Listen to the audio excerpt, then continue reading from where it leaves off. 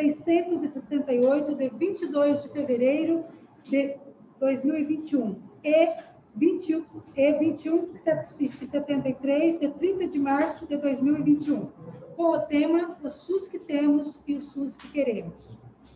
A abordagem dos eixos serão atenção básica, atenção especializada, vigilância em saúde e gestão/participação popular. As conferências municipais de saúde são de extrema importância para o bom funcionamento da gestão municipal.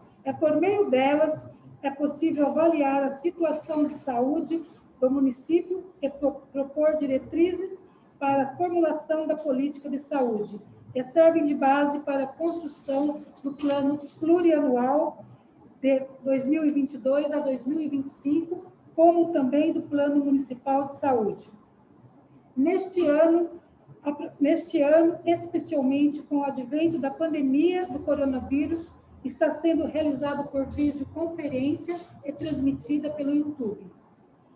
Agradecemos a participação de todos, em especial aos servidores da Prefeitura, do Conselho Municipal de Saúde e as demais pessoas que contribuíram com seus esforços para a realização deste evento. Esta 9ª Conferência Municipal de Saúde tem como presidente a senhora Carmen Silva Guariente, secretária municipal de saúde.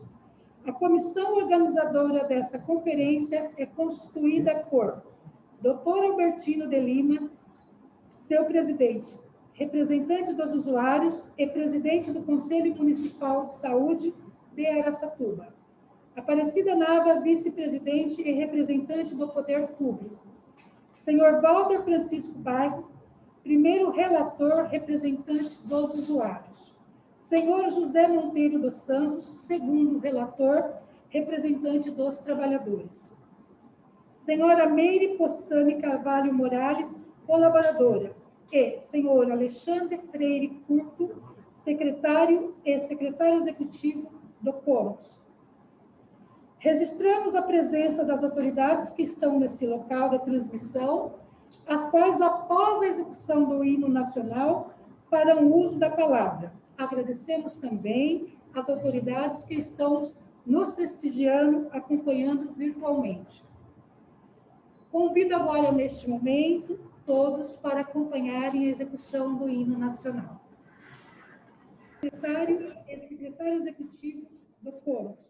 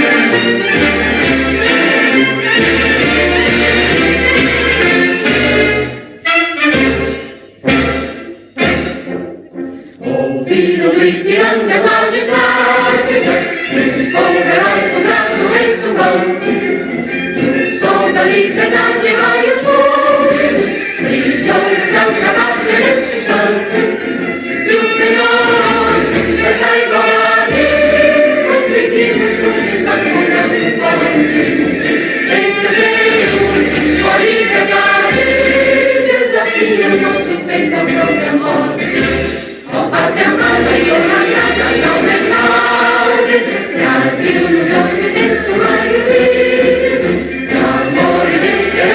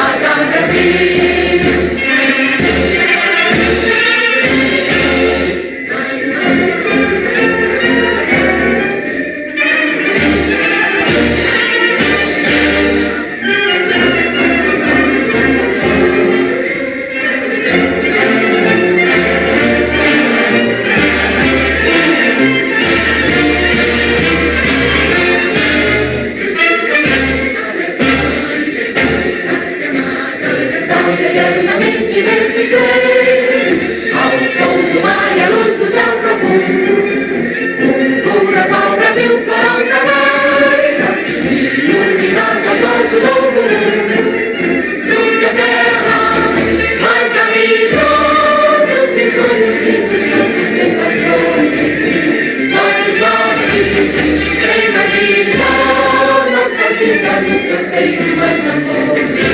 Com pátria amada e honrada, só pensar.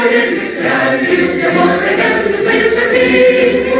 Uma garupa sempre esperado. Menino verde ouro desta flâmula, nós no futuro e glória no passado. O sangue da justiça acaba forte. Será seu filho, Deus não pode a luta. Ninguém te adora a própria morte. Terra adorada, então que as vilas do Brasil, a pátria amada, dos filhos destes sol das mães, gentil, pátria amada, Brasil.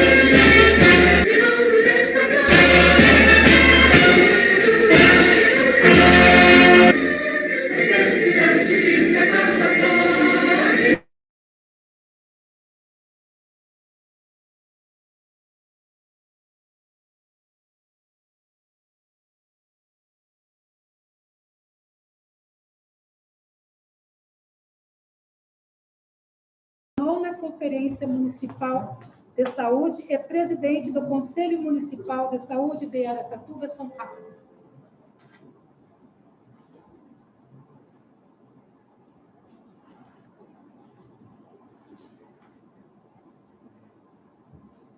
Excelentíssimo senhor vereador Borges Damasceno, digníssimo prefeito municipal de Araçatuba, excelentíssimo senhor Maurício Rufino Barbosa, representando o Dr. Alceu Batista de Almeida Júnior e a Câmara Municipal de Araçatuba, em nome do qual cumprimento os demais vereadores de Araçatuba.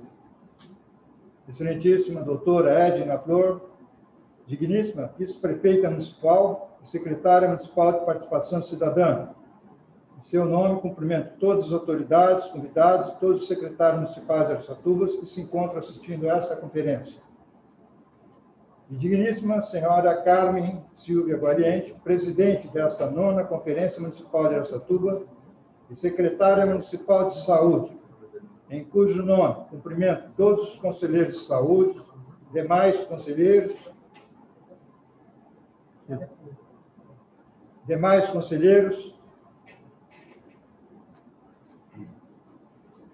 servidores municipais, colaboradores que direto ou indiretamente colaboraram para a realização desta Conferência de Saúde em Araçatuba. Boa noite. Conferências são, junto com os respectivos conselhos, os principais espaços democráticos de construção das políticas públicas no país, compondo o controle social para a realização dos planejamentos, deliberações e fiscalizações das políticas públicas em cada área. Pois as propostas apresentadas são amplamente apreciadas e deliberadas com a participação de diferentes representantes da sociedade e do poder público para a busca de resultados que proporcione mais qualidade de vida para toda a população e mais condições para o desenvolvimento social do município. São também os espaços próprios para a realização dos diagnósticos das necessidades que objetivam orientar o início do planejamento plurianual de gestão de todas as esferas de governo. Assim, as conferências são os espaços e momentos decisivos para o exercício da cidadania, da democracia participativa e da elaboração compartilhada das políticas públicas, que, em nosso caso, das políticas públicas local, que incide diretamente na vida dos munícipes do território de Araçatuba. O processo de realização dessa nona Conferência Municipal de Araçatuba teve seu marco inicial com a escolha do tema, o SUS que temos e o SUS que queremos, da definição do regulamento e do regimento interno desta conferência, todos aprovados pelo Pleno do Conselho Municipal de Saúde de Araçatuba. Mas o desafio maior foi o de realizar as pré-conferências de modo online, de recepção de propostas via WhatsApp, e-mail e coleta de propostas em diversas urnas distribuídas nas unidades básicas de saúde e em alguns locais de grande circulação. Concluído o período para apresentação das propostas, a comissão organizadora desta conferência as consolidou e as quais serão objetos de apreciações e deliberações nas plenárias dos eixos a serem realizadas na data de amanhã, de onde sairão as propostas finais que subsidiarão as diretrizes que constituirão o PPA, Plano Plurianual 2022 a 2025, da área de saúde de Araçatuba. Boa noite. Obrigado. Muito obrigada, doutor de Lima. Obrigada. Convidamos agora o vereador Maurício Bem-Estar, excelentíssimo senhor vereador da Câmara Municipal de Araçatuba, nesse ato representando o presidente da Câmara.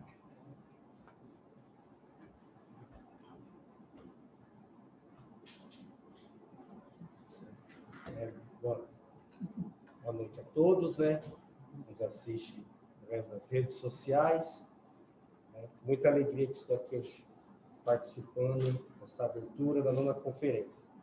Eu quero aqui, em nome do senhor de Lima, cumprimentar todos os conselheiros, presidente do Conselho Municipal de Saúde. Quero, em nome do nosso secretário de Saúde, Carmen Gariente, cumprimentar todos os servidores municipais, em nome da nossa vice-prefeita, cumprimentar também todos os conselhos gestores de UBS. Em nome do nosso prefeito, cumprimentar toda a população, né? Quero, em nome do Walter, que faz parte da comissão organizadora, cumprimentar todos da comissão pela organização da conferência.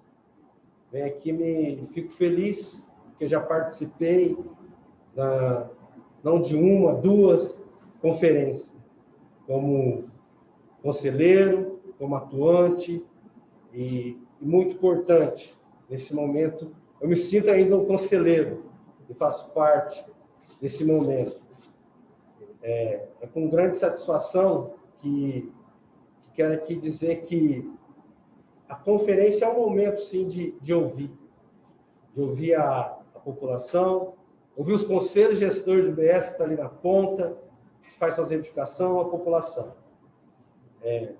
Quero aqui, com o tema, o SUS que temos, o SUS que queremos. Lógico que nós imaginamos que queremos cada um colocar suas próprias prioridades aqui, muitas serão.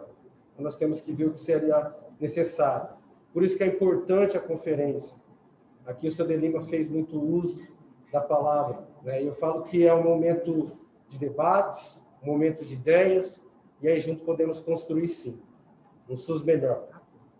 Não vou me alongar muito, trago aqui um abraço de todos os nobres, pares e amigos da Casa do Legislativo, que se importam, querem, têm ouvido, e tenho certeza da importância dessa conferência para o nosso município, o Estado de São Paulo e para o Brasil. E quero deixar aqui minha propositura. Já fiz ela, mas quero deixar aqui como o SUS que temos e o SUS que queremos. O SUS que eu quero é que nas UBS da nossa cidade, do Brasil, tem atendimento de fisioterapia e terapia ocupacional.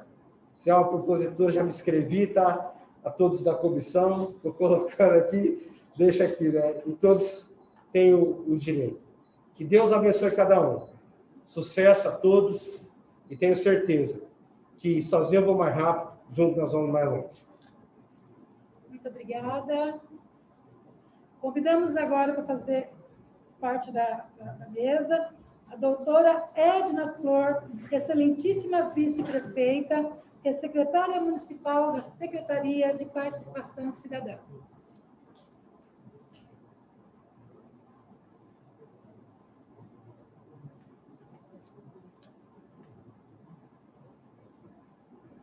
Boa noite a todos. Eu quero iniciar os cumprimentos ao senhor prefeito municipal, cumprimentá-lo, diretor, por esse seu esforço contínuo de fortalecer o SUS em nosso município. Quero cumprimentar a secretária Carmen, em seu nome, Carmen, pedir licença para cumprimentar todos os servidores da nossa Secretaria Municipal de Saúde, todos os profissionais de saúde que há mais de um ano, né, estão na prática demonstrando as ações do SUS para tantas famílias aqui do nosso município. E quero cumprimentar o senhor Albertino de Lima, doutor de Lima, em seu nome, de Lima, pedir licença como presidente do Conselho Municipal de Saúde, estender os cumprimentos a esses conselheiros que há tantos anos estão aí voluntariamente empenhados, fortalecendo o nosso povo, né, o Conselho Municipal de Saúde, tão atuante em nosso município. Quero cumprimentar o vereador Maurício Rufino, que representa aqui a nossa Câmara Municipal, presidente da Câmara. Em seu nome, Maurício, pedir licença para estender os cumprimentos. Eu vi alguns vereadores ali de maneira virtual presentes. Estender os cumprimentos ao doutor Alceu e a todos os vereadores que se fazem presentes. Quero cumprimentar também todos os nossos secretários municipais, que também estão ali, né, de maneira virtual, acompanhando. Em nome deles, cumprimentar os servidores das diversas secretarias que se irmanaram para que essa conferência pudesse acontecer, né? Secretaria de Comunicação, pessoal da Informática, enfim, todos. Quero cumprimentar a palestrante, né, que daqui a pouco vai nos brindar com a sua palestra, senhora Mariana Alves Melo, mestre e doutoranda em saúde pública, e, por fim, todos os inscritos para essa conferência. Vocês podem perceber que eu estou com a voz aqui meio embargada, e não é só pela máscara, não. É porque a gente sabe da importância desse momento, de traçar diretrizes para o SUS que temos e para o SUS que queremos. Apontar isso, sobretudo amanhã, né, nos eixos temáticos, na discussão, que nós vamos acompanhar também. Enfim, gente, já terminando as minhas palavras aqui, eu quero desejar muito êxito aos trabalhos, Cida, dessa conferência, né, que ela realmente mostre caminhos, traga propostas que possam ser incorporadas depois no nosso plano plurianual, enfim, venha mais e mais fortalecer o SUS. E para concluir, eu gostaria de lembrar que nunca o SUS foi lembrado de forma tão forte, tão bonita, né, como nesses momentos da pandemia. Nós sabemos o que significa o SUS, o que significa a vacina nesse momento que estamos vivendo. E eu queria pedir licença a todos para deixar aqui umas palavras de uma música, né, que eu vou ler, porque não sei cantar, mas com ela eu gostaria de enviar o meu abraço fraterno de gratidão a todos os profissionais de saúde do nosso município. É um novo tempo. Estamos crescidos, estamos atentos, estamos mais vivos para nos socorrer. É um novo tempo. Apesar dos perigos, da força mais bruta da noite que assusta, estamos na luta para sobreviver, para que nossa esperança seja mais que vingança, seja sempre um caminho que se deixa de herança. Boa conferência a todos. Muito obrigada. Muito bonitas palavras. Vamos convidar agora, para fazer parte da mesa, o senhor Dilador Borges Damasceno, excelentíssimo senhor prefeito municipal de Araçatuba, São Paulo.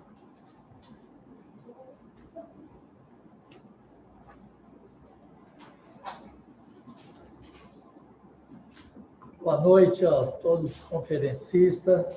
Quero aqui iniciar cumprimentando a vice-prefeita Edna Flor, a minha companheira de trabalho, de luta, e que agora acumula mais uma responsabilidade, a secretária da Participação Cidadã.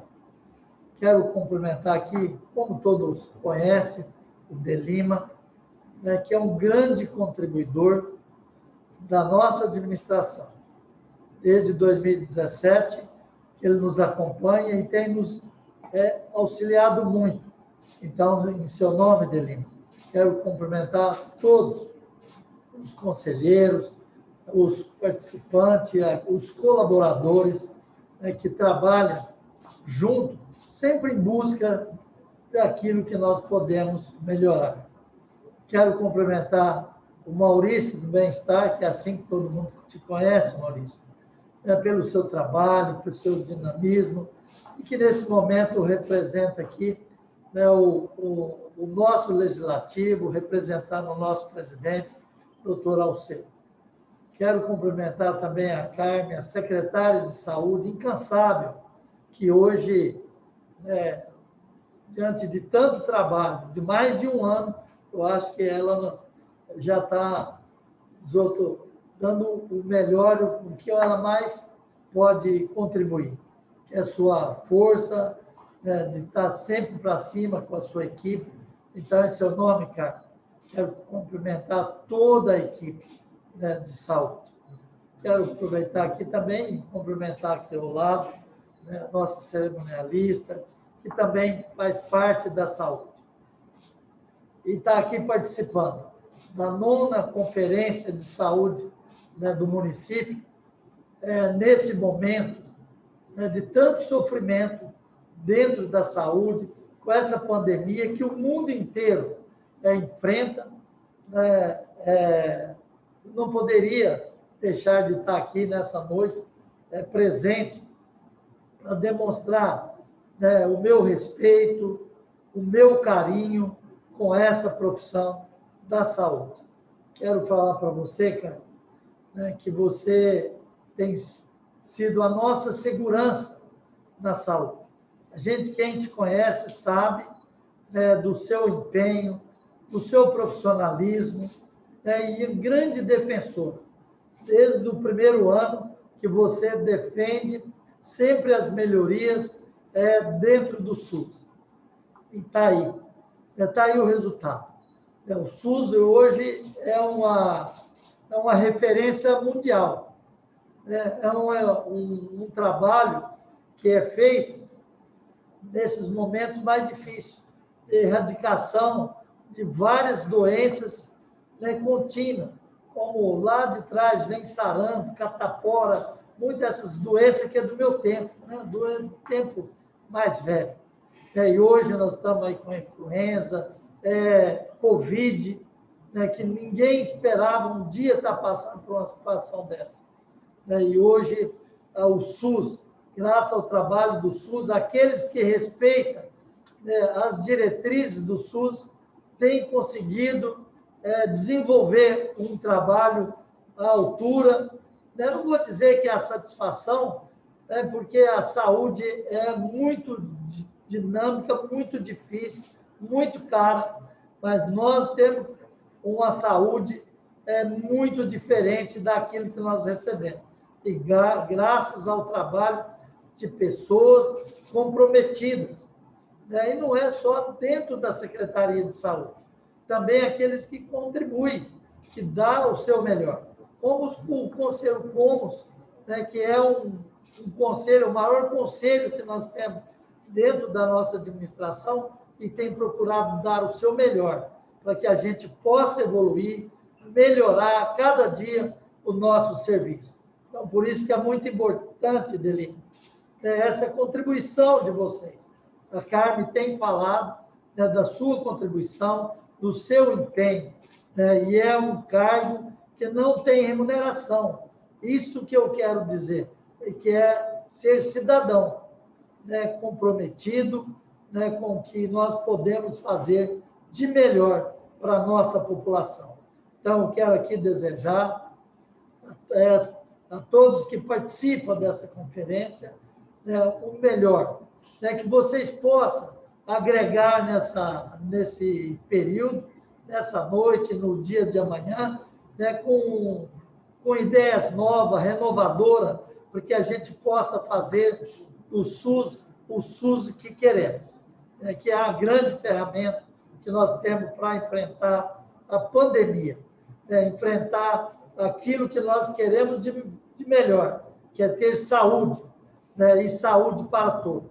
O SUS não tem peneira, o SUS não tem classificação, o SUS é humanitário, o SUS recebe a todos, todos nós dependemos do SUS. Por mais abastado que seja, vai precisar do SUS. Se Deus o livre, você estiver na rodovia e for acidentado, o primeiro que chega lá para te salvar, para te socorrer, é o SUS, né? Porque é através do SAMU que você vai chegar no primeiro socorro.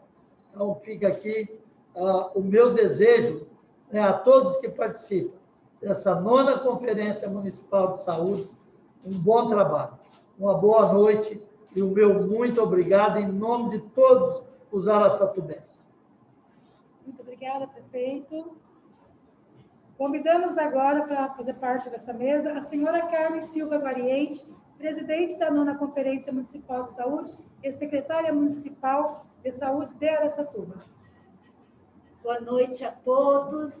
É com muita emoção que estamos aqui hoje. Quando pensávamos lá em janeiro, se íamos dar conta de fazer uma conferência e conseguimos. Conseguimos com a ajuda de todos, com todos apoiando, e hoje é com o coração, assim, com grande emoção que estamos aqui.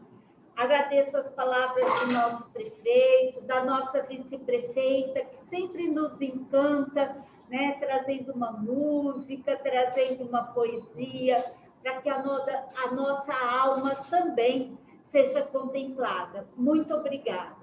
Também saúdo aqui nosso vereador, que foi nosso conselheiro, né, hoje está na Câmara, o Maurício, em nome dele saúdo também todos os vereadores que estão nos acompanhando, ao presidente do conselho, em nome dele todos os conselheiros que estão aqui presentes e estão nos acompanhando, a nossa comissão organizadora, que não poupou esforços, aos trabalhadores do SUS, né? E em homenagem a vocês, que nós também nos esforçamos muito para ter essa conferência, porque as propostas, a esperança sempre há de permanecer.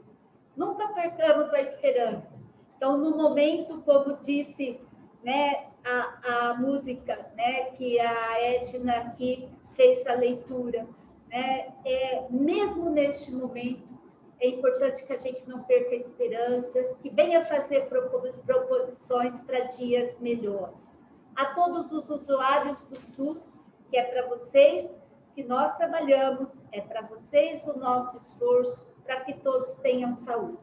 Então, é com grande emoção, a nossa palestrante, Mariana, que já está aí, a gente já viu aqui a carinha dela, né, que vai agora falar conosco, porque estamos num momento muito diferente, né, em que temos a força do SUS, mas, ao mesmo tempo, as ameaças.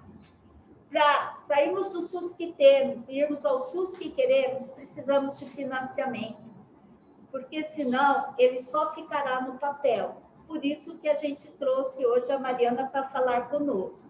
Então, diante de tudo isso que já foi falado, eu, como presidente dessa comissão, dessa conferência, declaro aberta a 9ª Conferência Municipal de Saúde de Araçatuba, com o tema O SUS que temos e o SUS que queremos. Muito obrigada.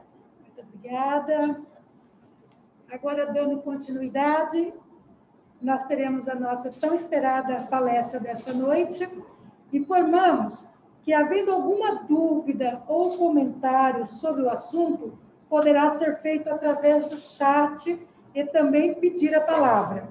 As solicitações serão respondidas pela palestrante, seguindo a sequência de inscrição pelo chat, até o limite do horário previsto para as atividades, será pela palestrante ou pela secretária, pela presidente da conferência. Convido a senhora Mariana Alves Melo, economista, doutoranda e mestre pela USP, especialista em gestão de saúde pela Unifesp e assessora técnica do COSEMES, para proferir sua palavra com o tema A importância do financiamento para ter o SUS que queremos. Seja bem-vinda, senhora Mariana, recebo nossos agradecimentos pela sua participação nesse momento tão especial que é o acontecimento da primeira conferência em modo virtual, que acontece dessa forma. Nós temos agora, neste momento, e agradecemos também a presença, 145 pessoas acompanhando esta conferência.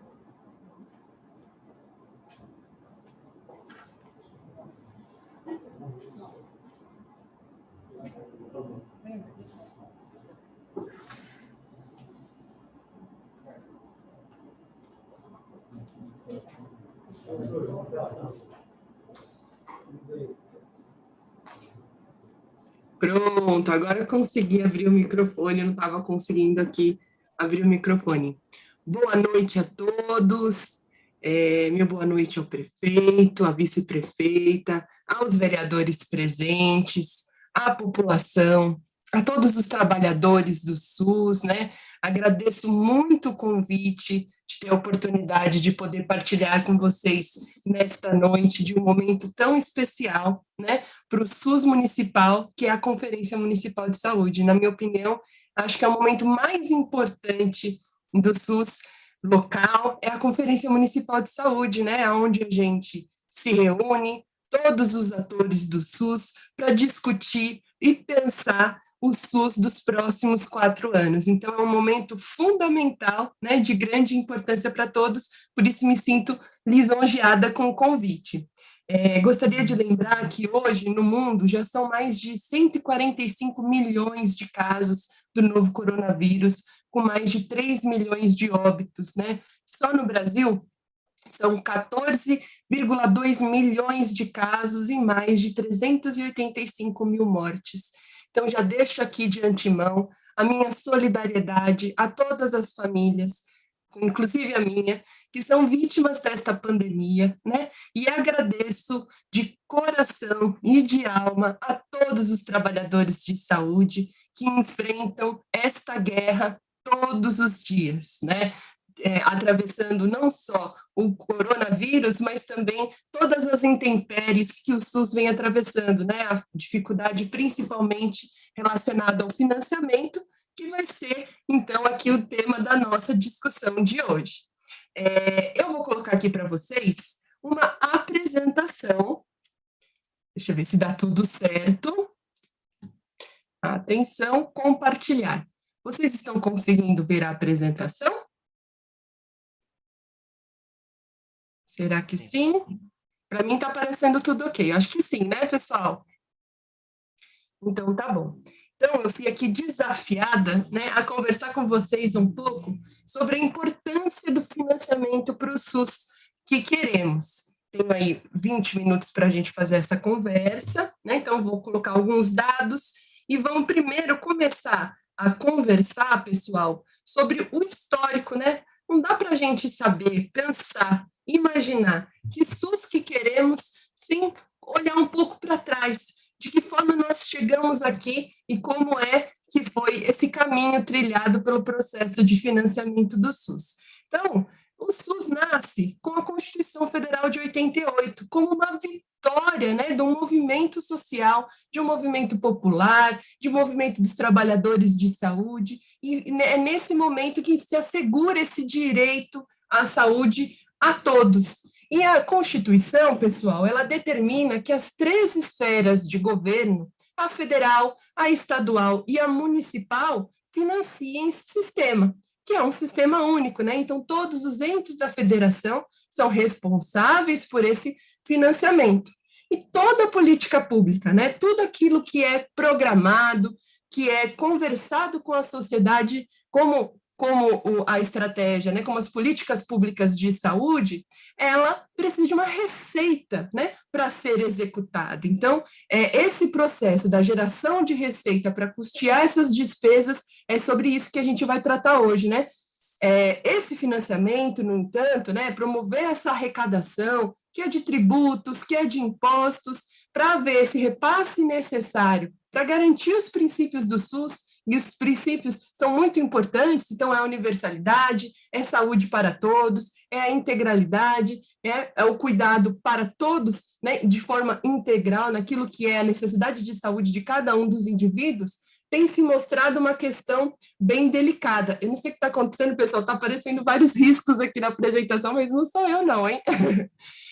Por que tenha se demonstrado uma questão muito delicada, né? Por conta das restrições orçamentárias para o setor, né? Quando a gente fala de orçamento, a gente está falando do recurso disponível para executar aquela política, né? Então, se eu tenho menos recurso disponível, eu consigo ofertar menos ações e serviços públicos de saúde. Essas restrições, pessoal, marcaram, sobretudo, a falta de recurso nos municípios. O nosso país, né, a estrutura tributária do país, né, que é de arrecadação de impostos, ela é muito centralizada. Então, a maior parte dos impostos fica concentrado na União, no governo federal. Em segundo lugar, para os estados e lá pelo fim, para os municípios. E a gente vai entender um pouco com a nossa dinâmica aqui da nossa conversa hoje, que o SUS, com a descentralização das ações e serviços públicos de saúde aos municípios, ela não foi acompanhada do recurso necessário para a sua execução. E aí, isso fez com que esse tema do financiamento ocupasse constantemente a agenda dos movimentos sociais, né? Não é porque conseguimos assegurar o direito à saúde lá na Constituição que a luta termina, né? Muito pelo contrário, né? A gente precisa sempre se manter atento, se manter alerta para continuar garantindo esse direito que está lá na Constituição. Mas que motivos levaram a esse contexto, né, de restrições orçamentárias? Então, vamos começar a olhar um pouco para a história, né? Um pouco até para a história do pensamento econômico, né? O SUS, quando ele nasce, lá em 1988, ele nasce num momento que é um momento contra-hegemônico. O que significa isso, né? Ele nasce numa década que é marcada por uma grande virada neoliberal, ou seja, no momento em que o pensamento econômico da sociedade é que o Estado deveria diminuir. E veja só que contraditório, né? Nesse momento nasce o SUS, que é um sistema único que dá garantia, né, de direito à saúde a todos de maneira universal. E por isso que a gente fala que ele é contra-hegemônico, né? No momento em que nasce a maior política pública do nosso país, o pensamento era de enxugar gastos públicos. E essa contradição vai marcar todo o processo de construção do SUS, né? Então, apesar de haver, nesse momento, esse pensamento, né, dessa virada neoliberal, o que a gente vai observar no decorrer do tempo é que não há uma saída do Estado da economia, mas sim um redirecionamento dos gastos públicos, né? Então, porque daqui a pouco a gente vai conversar sobre isso, não há uma dissociação entre Estado e mercado. Na verdade, os gastos públicos passam a financiar, a subsidiar os gastos privados. E no Brasil acontece a mesma coisa, né? Amplia-se as transferências de recursos às organizações sociais de saúde, há um aumento às renúncias fiscais, né? Então, aquilo que a gente deduz lá no imposto de renda, de uma certa forma, onera também a receita disponível para o Sistema Único de Saúde, beneficia, né, o sistema dos planos privados, a concessão fiscal de entidades sem fins lucrativos também, né, os hospitais e a indústria farmacêutica. Há, em 2015, a permissão para entrada de capital estrangeiro, né, imagina um sistema único que cobre aí mais de 200 milhões de pessoas, o interesse privado que não há sobre isso. E aí depois a gente vai conversar sobre esse agravamento desse cenário, né, com a emenda constitucional 86, lá em 2015, e com a famigerada emenda constitucional número 95, que passa, então, a partir daí, a congelar os gastos do SUS por mais de 20 anos. Isso acontece, pessoal, né? Porque essa relação capital-estado ela é orgânica, não há uma separação. Então, não existe uma crise do Estado. Comumente a gente escuta, né, nos jornais, principalmente no jornal mais da tarde, mais à noite, né? Ah, o Estado está quebrado. E a solução, então, é congelar os gastos com saúde e educação, né? Na verdade, o sistema capitalista, ele é um sistema que ele é cíclico, né? E de tempos em tempos a gente vive uma crise.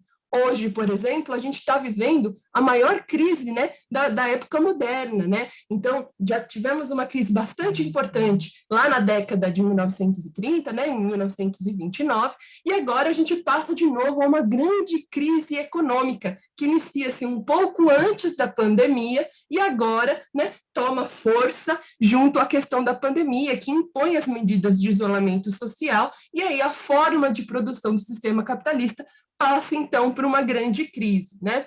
Precisamos lembrar também, pessoal, e eu estou fazendo essa fala inicial, porque a gente vai olhar depois como se compõe, né, o orçamento do governo federal, entender que, nesse momento, o sistema capitalista ele tem a dominância do capital financeiro, né? Desde lá de 1960, com a queda das taxas de lucro, né, do capitalismo industrial, e a partir de 1980, com a dominância desse mercado de capitais, a representação dos ativos financeiros em comparação ao PIB mundial, e de vez em quando a gente vai falar sobre PIB, né? PIB, o que é PIB? PIB é o Produto Interno Bruto, que nada mais é do que a soma, né, das riquezas daquele ente, né, da federação, ou daquele país, ou então do mundo, né? Então, a representação dessa movimentação financeira, ela deu um super pulo. Olha só, em 1920, os ativos financeiros, em comparação ao PIB mundial, representavam 120%. Em 2007, já representavam 355%. E é essa crise que a gente está vivendo hoje, né? Dessa dominância desse capital financeiro. Agora, de que forma isso tudo que eu estou falando com vocês, o pensamento econômico, a virada neoliberal, o SUS que nasce no momento em que o pensamento econômico é de reduzir gastos, mas é um sistema único de saúde, que tem o princípio da universalidade, que tem o princípio da integralidade, afeta a saúde. Ora, é isso que vai dar o tom de todinho esse processo de financiamento do SUS, né? Se eu estou lutando contra a redução de gasto público, né, eu estou lutando contra a maior reorganização desse sistema de proteção social para os interesses mercantis. E aí a gente vai começar a observar isso aqui quando a gente olha, né, as políticas de austeridade fiscal. Então, hoje, quando a gente olha para a emenda constitucional 95 e pensa, meu Deus, daqui a 20 anos, lá em 2036, vai ter o mesmo recurso para a saúde. Poxa, mas a população continua crescendo, exceto esse março, né, que infelizmente o número de mortes se sobrepôs ao número de nascimentos, mas a nossa população, não fosse a pandemia, ela continuaria crescendo, né, e envelhecendo. Veja, mais pessoas e menos recursos, se eu pegar sem nenhuma variável, sem nenhum estudo muito complexo, eu já saberia que é menos recurso por pessoa.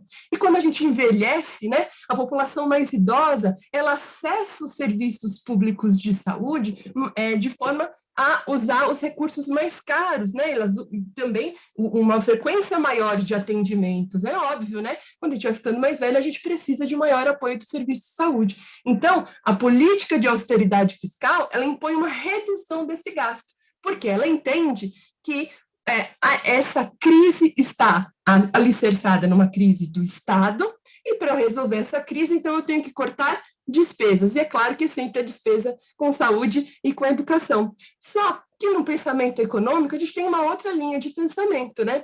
Quando eu reduzo o investimento público, pessoal, ou seja, quando o Estado para de colocar dinheiro, eu reduzo o que se chama de demanda privada. O que é demanda privada? Chega desse economês, Mariana, né? O dinheiro público, ele tem uma coisa que se chama fator de multiplicação. A cada R$1, pessoal, gasto com saúde, né, R$3 voltam para o governo. Isso é um estudo feito internacionalmente, né? Não é que nem a gente das nossas famílias, né? Toda vez que o Estado coloca dinheiro, ele gera emprego, ele gera renda. Se ele gera emprego e ele gera renda, ele gera demanda privada. As pessoas passam a comprar maior número de bens e também a gastar com maior número de serviços. Então, eu reduzi o gasto público, né? Reduzir a demanda privada, ou seja, a procura por bens e serviços, eu acabo reduzindo o quê? O próprio PIB, que é a riqueza ali produzida naquele ano no país. Por que eu reduzo a riqueza? Vejam, né, pessoal? Se as famílias passam a comprar menos, logicamente, a indústria, né, e os serviços também passam a ofertar menos, né? Essa aí é a medida do preço e do lucro. Então, se eu eu sou o governo, coloquei menos dinheiro de gasto público, reduzi ali a demanda das famílias, porque eu reduzi a oferta de emprego, eu reduzi a renda, acaba que eu reduzo a minha produção de bens e serviços, então eu reduzo o meu PIB, e o que acontece? Eu passo a reduzir também a arrecadação, né? Os tributos, a maior parte deles está, né, nessa dinâmica da movimentação econômica, né? Quando eu compro alguma coisa, eu pago um imposto. Quando eu vou fazer algum serviço, quando eu vou no cinema, quando eu vou cortar o meu cabelo, também tem algum imposto ali. Quando a indústria produz, também tem imposto que ela paga. Então, veja, é um ciclo vicioso negativo, né? Eu tiro dinheiro público, eu reduzo a renda das famílias e a movimentação de compra de bens e serviços, a indústria, o setor de serviços produz menos, isso tudo gera uma menor arrecadação e eu pioro o resultado primário. Em mais uma palavrinha, né, do economês. O que é resultado primário? É a simples diferença entre a receita e a despesa de cada um dos entes da federação. Poxa, Mariana, mas por que é que o governo aqui, nesse caso, reduziu o investimento público? Porque, né, de uma certa forma, ele estava entendendo que havia uma quebra do Estado. A gente escuta muito isso, né, dos economistas falando no jornal. O Estado está quebrado, vamos reduzir despesas. Mas quando eu reduzo a despesa, eu acabo gerando também uma redução de receita. E é por isso que a política de austeridade fiscal também prejudica a movimentação da economia, né? E aí, pessoal, as políticas de austeridade fiscal foram disputando recursos com o SUS, com o gasto público do SUS, durante toda a sua existência, né? Esse gráfico é um gráfico do professor Aquilas Mendes e separa esse processo histórico do financiamento do SUS em períodos. Então, logo que o SUS nasce, lá nos anos 90, não havia nada, né, nenhuma lei que versasse sobre o mínimo que deveria ser aplicado, o que era, o que não era despesas com ação em serviço público de saúde, qual seria a fonte de receitas que custearia aquelas despesas com saúde. Veja, nesse período aqui, o Ministério da Saúde teve que, em um determinado ano, pedir empréstimo ao Fundo de Amparo ao Trabalhador, porque não havia recurso nenhum para que ele executasse as ações programadas naquele exercício. Então, foi um ano de grande instabilidade no que se refere ao recurso disponível para efetivar as ações do Sistema Único de Saúde. Lá no ano 2000, vejam, 12 anos depois de grande movimentação, né, em defesa do SUS, é publicada, então, a Emenda Constitucional 29, que definiu os percentuais mínimos que cada um dos entes da federação deveria investir em ação em serviço público de saúde com seu recurso próprio. Há vários estudos que mostram, e a gente vai ver alguns deles ao final da apresentação, o quanto benéfica foi a Emenda Constitucional 29, ou seja, é a Emenda 29 que define o piso, né, um mínimo que deve ser aplicado em saúde. Vejam, né, no começo do ano a gente teve aí uma movimentação de parlamentares, inclusive, com uma proposta de acabar com o mínimo, né? Então a gente já tem um teto, a gente ia acabar com o mínimo e ia ficar sem chão e o SUS ia cair de vez, né? Então é super importante para uma política pública ter um financiamento que seja estável. E a definição de um mínimo, por exemplo, dá uma maior estabilidade. Foi isso que demonstrou, né, o reflexo da Emenda Constitucional 29. Como toda emenda, né, e se haver algum advogado que pode até me ajudar, ela precisa ser regulamentada por força de lei. E ela foi regulamentada lá em 2012. Olha, pessoal, 12 anos para a Emenda 29, mais 12 anos para ela ser regulamentada. Não é à toa, né? É um processo de luta, é um processo político, né? A alocação, a organização do orçamento é sempre um processo político. Então, depois de 12 anos, a Emenda Constitucional 29, ela foi regulamentada pela Lei 141. O que nós queríamos, nós, os militantes do SUS, queríamos? Que ampliasse a participação da União. No entanto, a Lei 141 gerou esta derrota, né? A União continuou lá com seu percentual relacionado ao gasto do exercício anterior, corrigido pela variação do PIB. Mas o que a Lei 141 traz de novo, pessoal, é a definição do que é e do que não é despesa com ação em serviço público de saúde. E também tem outros inúmeros estudos que demonstram o quanto isso foi importante, né? Principalmente eventualmente, alguns estados da federação consideravam, dentro daquele percentual mínimo, algumas despesas que, de fato, não tinham relação com ação em serviço público de saúde. Por exemplo, asfaltamos lá a rua da UBS, aquele valor era considerado como valor dentro do piso mínimo com saúde. Obviamente, não é um serviço de saúde, né? Outro exemplo é as despesas com saneamento. É indubitável que o saneamento, né, ele tem efeito sobre os indicadores de saúde, mas, de fato, ele não é uma ação em serviço público de saúde. Então, esta definição, né, das despesas também trouxe um benefício positivo. Mas vejam, até aqui 2012, né, até 2015, a gente vivia um momento ainda de subfinanciamento e vamos demonstrar para vocês alguns dados que demonstram isso, ou seja, o recurso ainda era insuficiente para dar conta daquela oferta que seria necessária. Em 2015, né, de 2002 a 2015, surge um movimento popular que era do Saúde mais 10, né? Era uma luta por 10% da receita corrente bruta para o SUS. Infelizmente, sofremos mais uma derrota. E aí é publicada a Emenda Constitucional 86, que assegura ali de maneira gradativa até 2020 15% da receita corrente líquida. Ah, Mariana, mas 15% é mais do que 10%, então foi bacana. Não foi bacana, porque esta diferença, né, receita corrente bruta para receita corrente líquida, ali eu tenho uma diferença. Qual que é essa diferença? Da receita corrente bruta, quando eu tiro a despesa com amortização e serviços da dívida, eu chego na receita corrente líquida. Então, quando a Câmara, né, de Deputados e os senadores aprovaram a Emenda Constitucional 86, eles estão dizendo o que para a sociedade? Que é prioritário a despesa financeira em detrimento com a despesa com saúde. Por isso foi uma derrota e só que perdemos ou deixamos de ganhar muitos bilhões de reais. Outro fator importante da Emenda Constitucional 86 é que ela é conhecida como a emenda do orçamento impositivo. Ela determinou um percentual mínimo que deveria ser destinado, né, a emendas parlamentares para despesa com ação em serviço público de saúde. Então, esse percentual mínimo, ele é de 0,6% da receita corrente líquida, mas o que a gente vem observando é que cada vez maiores volumes de recurso, e aí a gente pode até falar, né, do orçamento da União que foi aprovado ontem, inclusive, vem sendo destinados à destinação por emenda parlamentar, né? E aí não é recurso novo, pessoal, porque se fosse recurso novo, bacana, é o mesmo recurso, né? É o recurso que está programado do Ministério da Saúde, que foi aprovado por uma Conferência Nacional de Saúde, que tem a ver com as necessidades de saúde dos diferentes territórios, dos municípios e do Estado, que é destinado, então, para a emenda parlamentar, prejudicando todo esse processo de planejamento e de participação social também.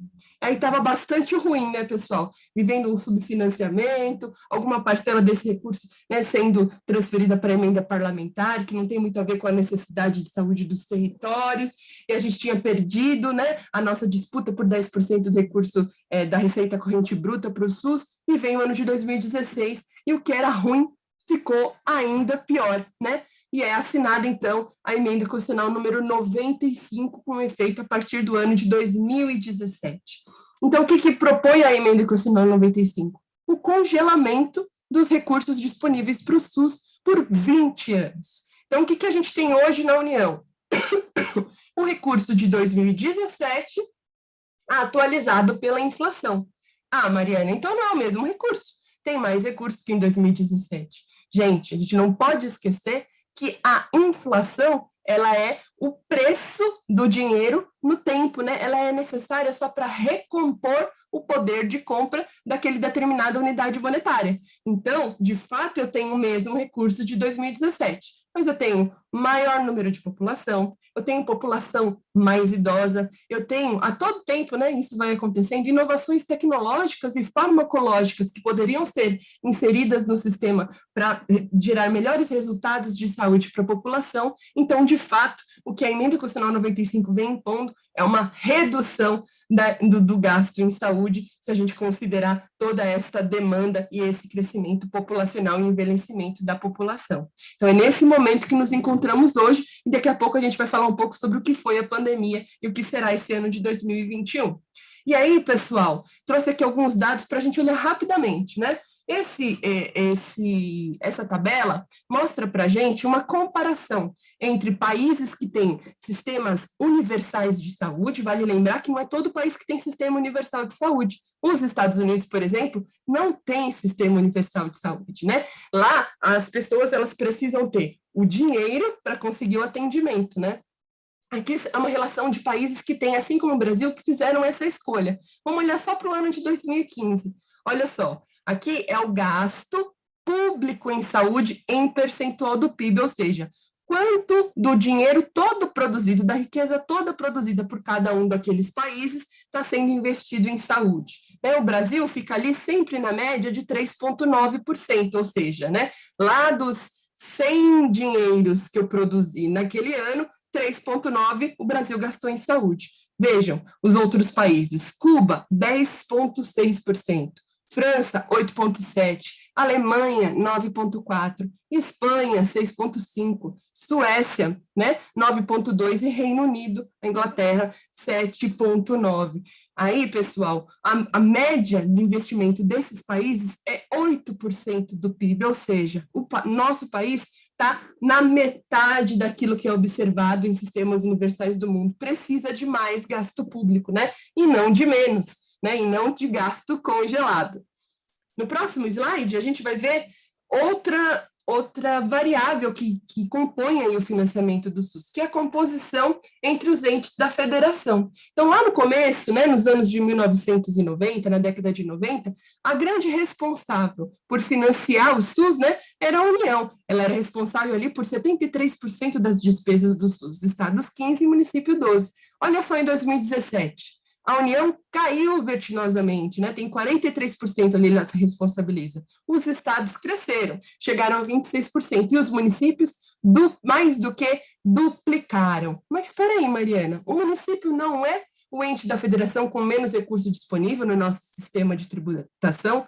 É sim. Então, veja, a sobrecarga sobre os municípios também se torna um gargalo para a expansão do SUS, Hoje a gente tem, aqui no estado de São Paulo, municípios que investem mais de quase 40% do seu recurso próprio com ação em serviço público de saúde. Do ponto de vista das contas públicas, isso não é saudável, Imagina investir 40% em saúde, 25% que é o mínimo em educação, sobra quanto para a gente finalizar as ações todas que a prefeitura precisa fazer, A segurança, as obras públicas, o saneamento básico, sobra quase nada. Então, este gargalo também precisa ser transposto. A gente precisa conversar sobre uma reforma tributária para que os municípios tenham mais recurso disponível que dê conta da expansão do Sistema Único de Saúde.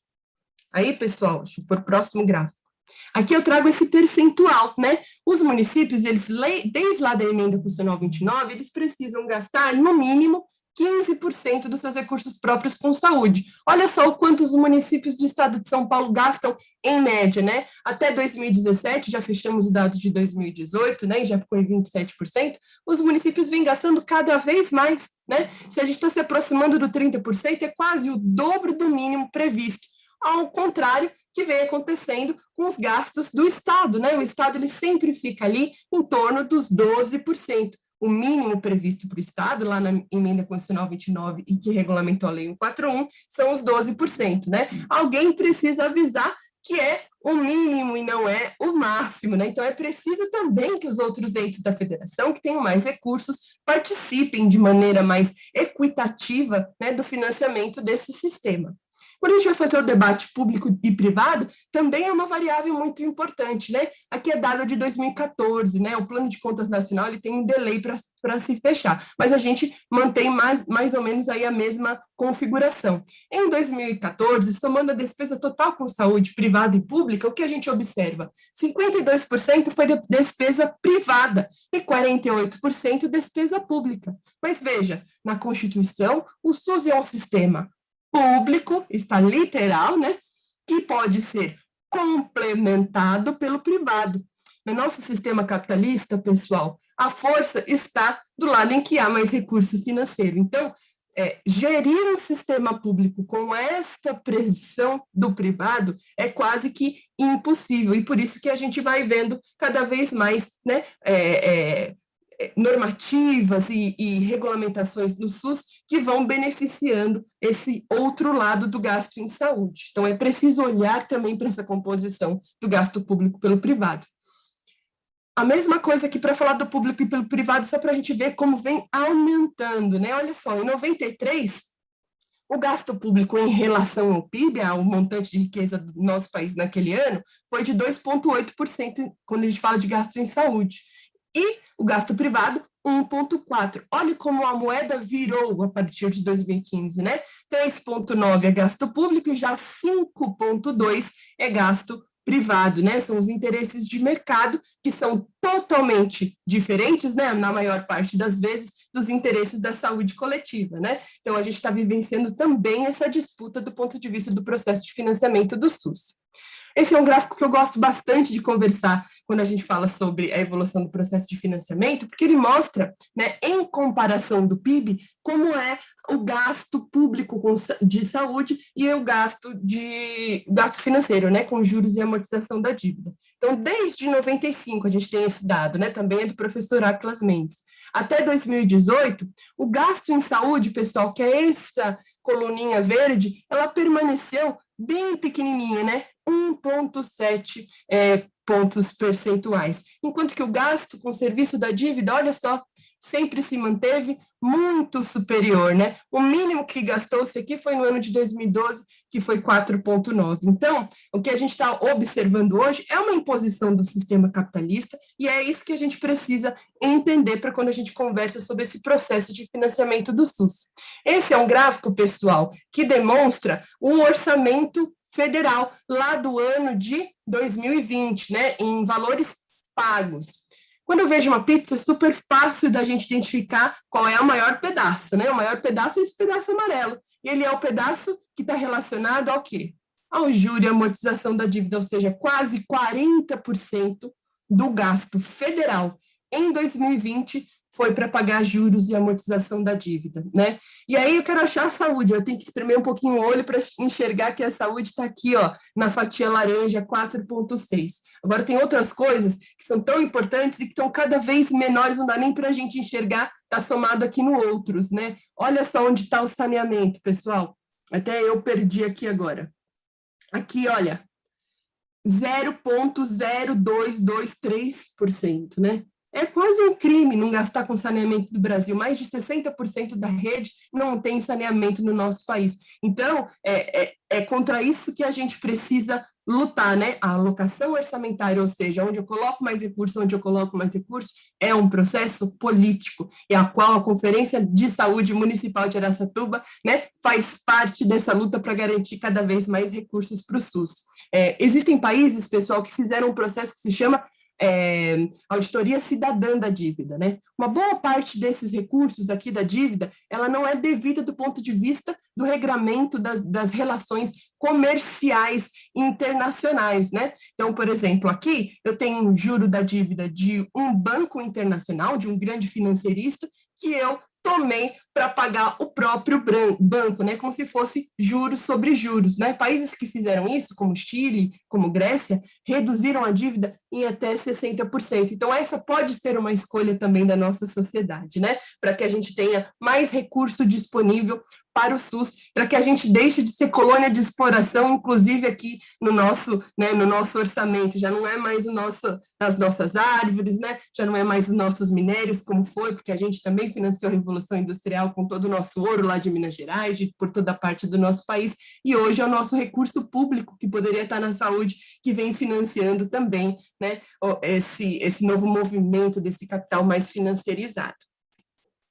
Aqui é só para mostrar para vocês o quanto também foi crescendo essa renúncia fiscal da União, né? Seja no imposto de renda de pessoas físicas, no imposto de renda das empresas, seja subsidiando, né, a indústria de medicamentos e produtos clínicos, ou os hospitais filantrópicos, né? Aqui de 2003 passamos de 8,6 milhões para em 2015 32,3 milhões, né? Isso também prejudica o recurso disponível para os municípios.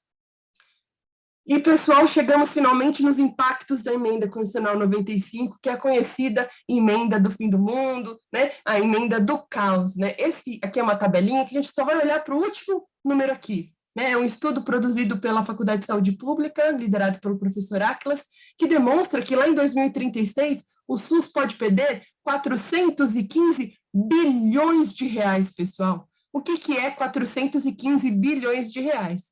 Eu tô que nem o Zeca Pagodinho, nunca vi nem comi, eu só ouço falar, né? Quanto representa é muito dinheiro, meu Deus do céu. E é muito dinheiro mesmo, porque se a gente comparar, por exemplo, com o orçamento de 2017 do Ministério da Saúde, são quase 4 anos sem gasto federal.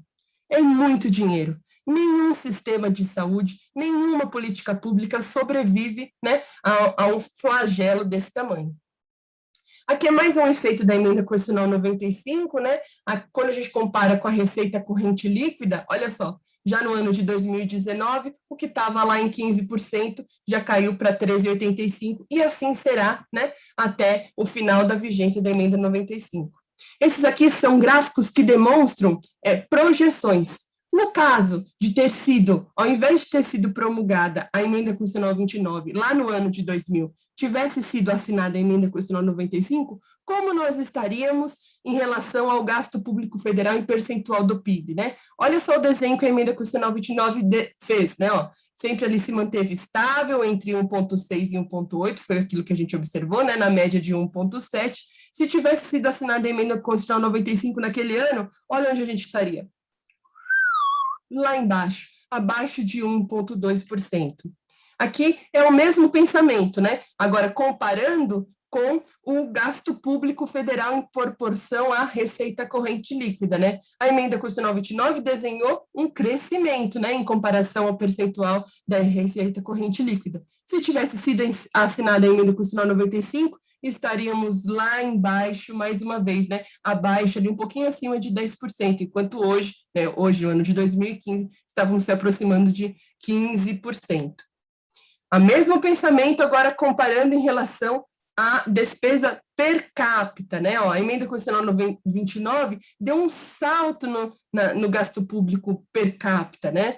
Enquanto que se tivesse sido assinada a emenda constitucional 95, pessoal, ela teria caído, a gente estaria aqui embaixo de R$350 por habitante no ano de 2015, enquanto a gente estava se aproximando a 500 também no ano de 2015. Os economistas chamam esses estudos, né, que fazem essas projeções, essas hipóteses de contrafactuais, né? A gente pode fazer para frente e olhar que ela pode, né, tirar 415 bilhões de reais do SUS, e a gente pode olhar para trás. Se ela tivesse sido assinada no ano X, o quanto a gente teria tido de prejuízos, né? Então, de qualquer jeito, olhando para frente e olhando para trás, a emenda constitucional 95 retira recursos do SUS, né? E ela vai ferir de morte esse sistema se a gente não conseguir derrubar a emenda constitucional 95.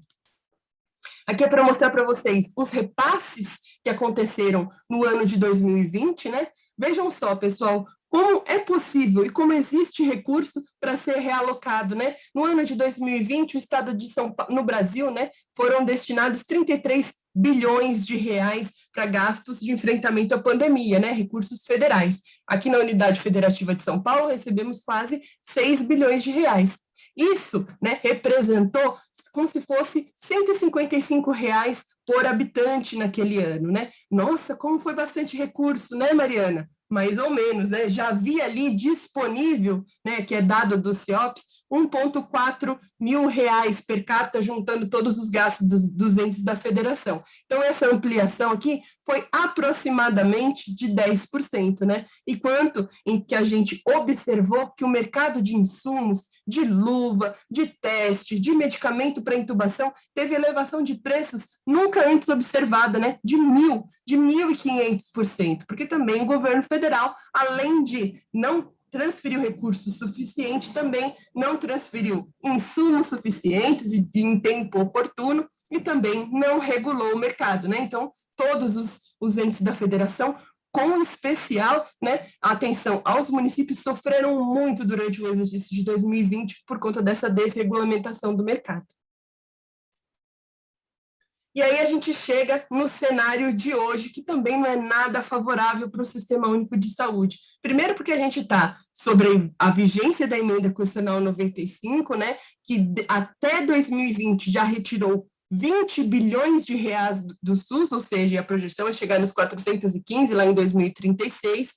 Houve um atraso enorme na aprovação do orçamento de 2021 do governo federal, né, da LOA de 2021, foi aprovado ontem, né, e tem uma série de iniquidades, tem uma série de áreas que têm recursos que não conseguem dar conta das demandas, né, inclusive o orçamento do Ministério da Saúde. Os municípios, né, e o Brasil como um todo está passando por um processo de realocação, né, da política da atenção básica. Então, a gente vive hoje, desde 2020, né, por conta da portaria publicada em 2019, uma mudança radical no processo de financiamento da atenção básica, com grandes chances de prejuízo financeiro, principalmente para esse exercício, né, o recurso disponível para atenção básica, que é tão importante nesse momento de vacinação, né, não é suficiente para manter os recebimentos dos municípios conforme ao primeiro quadrimestre, ou seja, a gente pode ter prejuízo para os municípios a partir de já, né, a partir de maio já está aí, porque o recurso não é suficiente.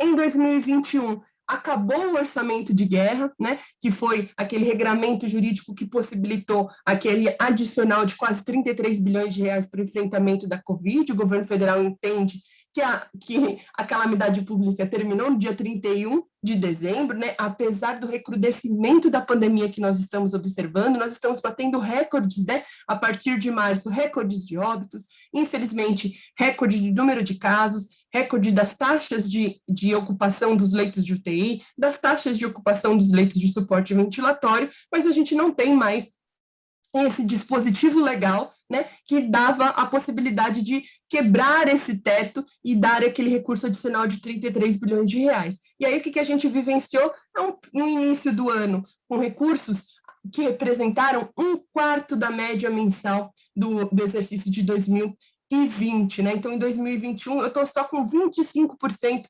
recebendo, os municípios estão recebendo, em média, 25% só do que receberam lá nos meses de 2020 e tendo que enfrentar, né, esse recorde de número de casos, de óbitos, e inclusive enfrentar esse processo e custear esse processo de vacinação, né? E aí, também, para se somar esse cenário que também é tão difícil, a gente também tem uma redução do orçamento da Secretaria Estadual de Saúde do Governo de São Paulo, né? A LOA, que é a Lei Orçamentária Anual de 2021, em comparação à lei orçamentária de 2020, é 15% menor. Isso também vai significar redução, né, na oferta de ações de serviço público de saúde. Então, pessoal, eu termino a minha fala por aqui, me excedi um pouco no meu tempo máximo que eu tinha, me desculpem, mas eu acho que é um assunto super denso, tentei falar de maneira mais concisa, mas eu acho que o que a gente tem que pensar, né, que para atingir o SUS que queremos, a gente precisa de um financiamento que seja suficiente para bancar aquilo que a gente já possui no SUS, que hoje a gente tem ameaça, né, de não ter recebimento suficiente para manter a nossa oferta, principalmente os municípios. A gente precisa ter um financiamento que seja equitativo, né, que seja com base nas necessidades de saúde da população, né. Precisamos conter esse aumento dos recursos destinados por emenda parlamentar em nível federal, porque vem prejudicando, né, a implementação das políticas públicas pensadas e aprovadas, inclusive com os conselhos de saúde, né? Precisamos ter mais recursos para o SUS, porque a gente tem que lembrar que não existe diferença entre economia e saúde, né? Os gastos em saúde são gastos que redistribuem renda. Então, no momento que a gente está na maior crise sanitária, na maior crise política e na maior crise social sobre a qual esse país já viveu, nada melhor do que aumentar os investimentos para o SUS, né? Porque a gente vai conseguir ofertar melhores condições de saúde aos acometidos pela pandemia, mas, sobretudo, a gente vai movimentar a economia e a gente vai redistribuir renda, porque o SUS, né, ele é a maior política pública desse país e a maior política pública de redistribuição de renda. Então, era esse meu recado. Eu espero que a gente possa fazer uma conversa bastante produtiva a partir de agora, tá bom?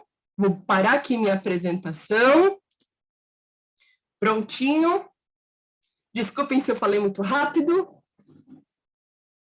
Espero que a gente consiga fazer uma conversa bastante legal agora. Olá, Mariana, brilhante a sua palestra, muito proveitosa, com muitas informações importantes. Não havendo nenhuma pessoa inscrita pelo chat, eu vou abrir agora aqui a fala para as pessoas que estão presentes. Eu gostaria de saber se alguém gostaria de fazer ou comentar essa palestra. A secretária Carmen Silva Guariente vai fazer uso da palavra. Olá, Mariana, que bom ouvir você falar, né? Porque a gente fica gestor sozinho falando que não tem dinheiro, e quando o pessoal olha, mas olha, 26% do orçamento da saúde, e que a gente acaba falando que a gente é rico, né? Eu falo que prima rica é educação, né? Porque ela tem 25% do orçamento para uma parcela da população, né? E não é dar tudo para todos. Então, hoje, eu acho que você traduziu isso para a nossa conferência, ao mesmo tempo que é angustiante, nos coloca numa questão que, principalmente a gente, gestor municipal, conselheiro, né? Cobra da gente todos os serviços, que custeie tudo, a mesma coisa a Câmara, a mesma coisa os usuários, né? Porque nós estamos mais próximos, nós estamos aqui, né? Só que entender que para ter recurso, né, a gente precisa que o governo federal tenha uma outra forma de política, priorize os recursos para a saúde, isso é importante. Porque às vezes a gente ouve assim, não quero nem saber o que está acontecendo lá nos deputados, nos senadores, né? Mas a gente tem que entender, gente, o que isso acontece. Porque aquilo lá tem, as decisões que acontecem, elas interferem na nossa vida aqui. E olha que a Mariana mostrou ali que a gente, com 3% do PIB, né? Olha o quanto a gente faz. Tem o melhor programa de vacina, programa de AIDS, programa de tabagismo, conseguimos oferecer os serviços, né? Temos problemas, sim, na média complexidade, que é onde falta o dinheiro, onde entra os planos de saúde, que é no atendimento especializado, que é na questão das cirurgias seletivas, mas falta muito para a nossa atenção básica ser de excelência, né? E hoje a gente vê que esse sistema ele está aí graças aos gestores municipais, aos prefeitos, às vice-prefeitas, aos trabalhadores do SUS municipal, que estão aí, né, com o seu salário também cada vez mais achatado, porque a gente não tem recurso, né? Então, a gente acaba vivenciando uma situação complicada e tendo que dar conta da saúde da população. Agora, entender que essas decisões, né, são importantes, além de entender a gestão municipal, onde vai o dinheiro, está aqui seu delivery, eles olham tudo lá, confere, pergunta, cria planilha, né? Acho que esse é importantíssimo. Mas, para ter o SUS que queremos, se não tivermos o financiamento, eu já estou preocupada a partir de maio, igual você falou. Desde 31 de dezembro, a gente não tem repasse para o município em termos de recursos extraordinários para a Covid. Porque o nosso município não tem gestão de hospital. Abrimos agora o hospital com leito. O que a gente recebe é menos de um terço do que é necessário para manter o serviço, né? Então, assim, parece que o dinheiro federal, quando o Estado fala, quando a União fala, ele fala, nós fazemos, nós mandamos dinheiro, né?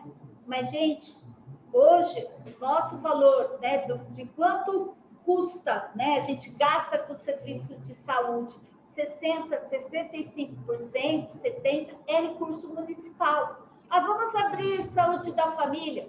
Sim. Quem vai custear? Né?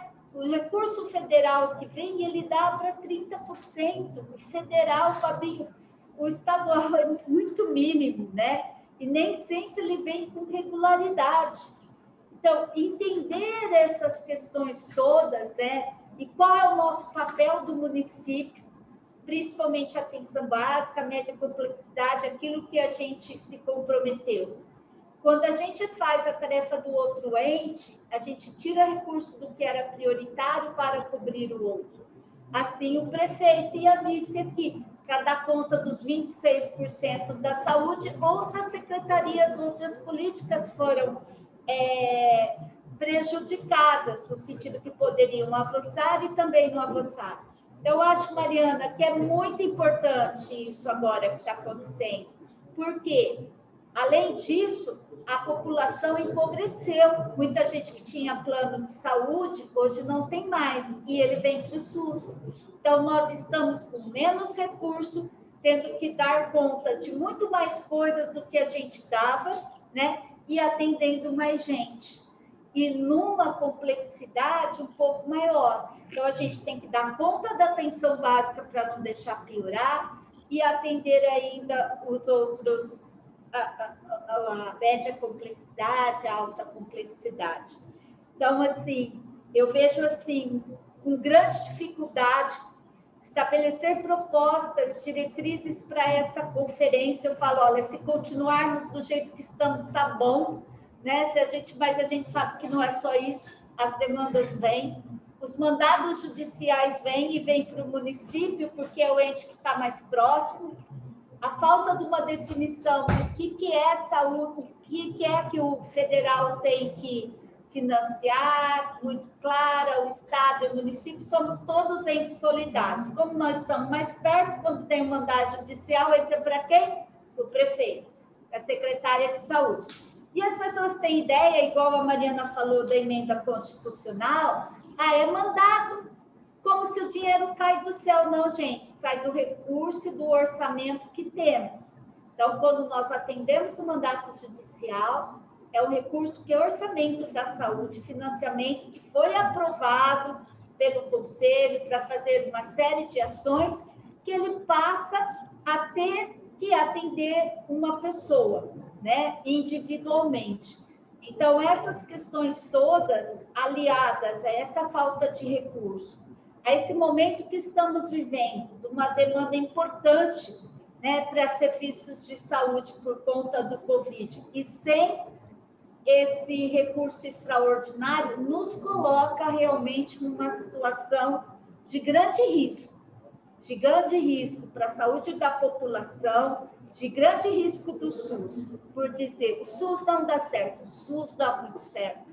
Com tão pouco, olha o que fizemos.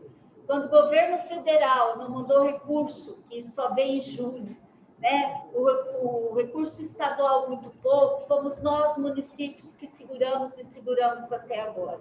Toda essa vacinação que está acontecendo, são os nossos trabalhadores que estão lá, tem recurso municipal para poder operacionalizar, sem deixar as demais ações. Então, eu vejo, assim, com grande preocupação, né, o que vamos pensar para 4 anos, com uma população envelhecendo, uma população pós-Covid, que vai demandar muito mais especialidades, acompanhamento pela atenção básica. E, ao mesmo tempo, me preocupa, porque se a gente for conversar com a população, a maioria quer um plano de saúde, né? Porque eu quero escolher, existe uma questão cultural mesmo nossa de não sermos iguais, de termos portinhas diferentes para poder entrar, né? E foi o SUS que salvou várias pessoas quando perderam o emprego, não tinham como pagar, não tinham plano de saúde nessa situação do Covid. E em outras, né? Várias outras. Então, eu vejo com grande preocupação, e a sua fala traduz a nossa preocupação, traduz a nossa luta, né? Para que ela tem que ser? Né? E assim, Mariana, não sei, eu estou muito preocupada, que vai acontecer a partir de maio, uma política federal que não é clara, né? Quando a gente vai fazer proposta, que Edna, que está acompanhando aqui, que é da participação cidadã, quando a gente não tem um posicionamento do Ministério da Saúde, qual é a sua política prioritária, não temos garantia de recursos para a política prioritária, muito pelo contrário, a gente tinha para atenção básica um recurso que todo mês vinha certinho, né? Todo mês vinha certinho para você manter o básico, agora são indicadores de qualidade, de pessoas que estão cadastradas, e isso pode levar a perda de recursos, você não consegue financiar o sistema infectado ou não, eu tenho que ver questões de dengue, a questão da zoonose, da vigilância, acompanhar, monitorar. Assistência da saúde, sei lá, tratar, fazer diagnóstico, é uma das ações da saúde, né? Agora, as ações de prevenção, de promoção à saúde, de vigilância, essas são contínuas, as pessoas fazendo ou não parte do SUS, a gente faz vigilância da água para todos. Então, assim, eu vejo com muita preocupação por tudo que a gente lutou até hoje, né? E ver que, em termos de política federal, a gente está a pé, e vemos que também o Estado, por sua vez, né, também se coloca como executor das ações, e não como alguém que organiza a regionalização, que é o seu papel, né, trabalha as regiões de saúde, dá equidade a essas diversas regiões, porque Araçatuba é uma região lá no finalzinho do mundo, que a gente aqui tem grandes dificuldades na média complexidade, em especialidades, temos que mandar paciente para São Paulo, sai um monte de ambulância, um monte de carro, um monte de van, porque a gente não tem serviço aqui. Então, assim, não que a gente quer ir para baixo, ao contrário. Eu acho que saber o que estamos enfrentando é importante para que a gente pense estratégias. E essas estratégias têm que ser pensadas na nossa conferência. Então, assim, muito obrigada por você traduzir o economês para a gente, para que a gente possa entender. Muito obrigada, Mariana. Eu que agradeço, Carmen, agradeço a todos, me coloco disponíveis para conversar com vocês no momento que vocês acharem oportuno, em outras oportunidades.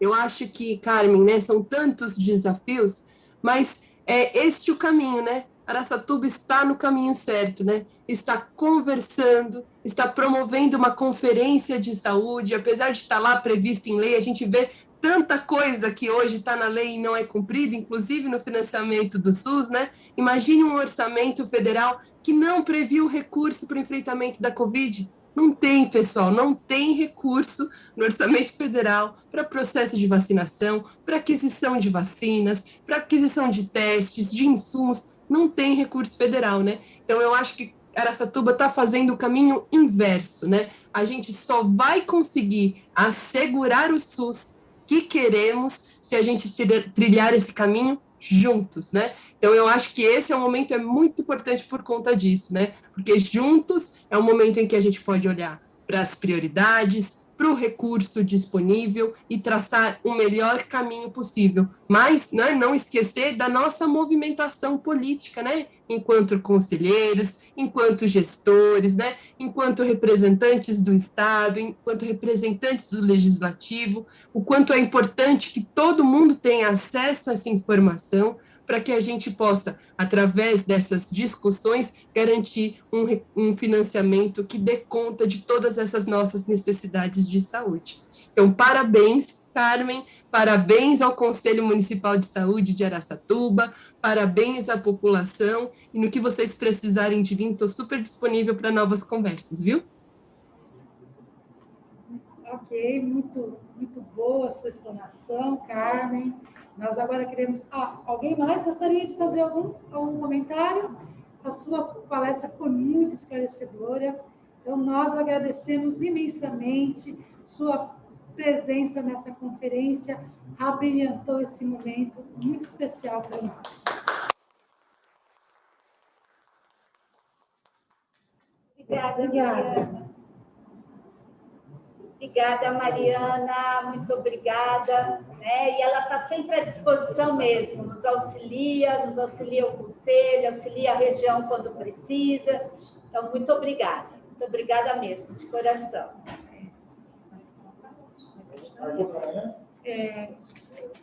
Dando continuidade, nós vamos ter agora a secretária Carmen Silva Guariente para abordar uma situação da saúde sobre o SUS que temos. Vou pedir para o pessoal compartilhar a minha apresentação, porque a Mariana falou sobre o financiamento. Agora, onde a gente quer chegar, a gente tem que partir de algum lugar. que é do SUS que temos. Então, na nossa discussão aqui, da nossa conferência, o SUS que temos, né? A gente tem que saber, entender onde é que estamos, para a gente pensar onde a gente quer chegar. E onde a gente quer chegar? Dá para pôr tela inteira? Compartilhar a minha apresentação. Porque a Mariana falou sobre o financiamento. Agora, onde a gente quer chegar, a gente tem que partir de algum lugar, que é do SUS que temos. Então, na nossa discussão aqui, da nossa conferência, o SUS que temos, né? A gente tem que saber, entender onde é que estamos, para a gente pensar onde a gente quer chegar. E onde a gente quer chegar? Dá para pôr tela inteira? Compartilhar a minha apresentação. Porque a Mariana falou sobre o financiamento. Agora, onde a gente quer chegar, a gente tem que partir de algum lugar, que é do SUS que temos. Então, na nossa discussão aqui, da nossa conferência, o SUS que temos, né? A gente tem que saber, entender onde é que estamos, para a gente pensar onde a gente quer chegar. E onde a gente quer chegar? Dá para pôr tela inteira? Compartilhar a minha apresentação.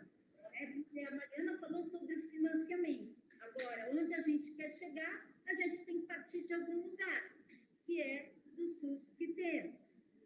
Então, na nossa discussão aqui, da nossa conferência, o SUS que temos, né? A gente tem que saber, entender onde é que estamos, para a gente pensar onde a gente quer chegar.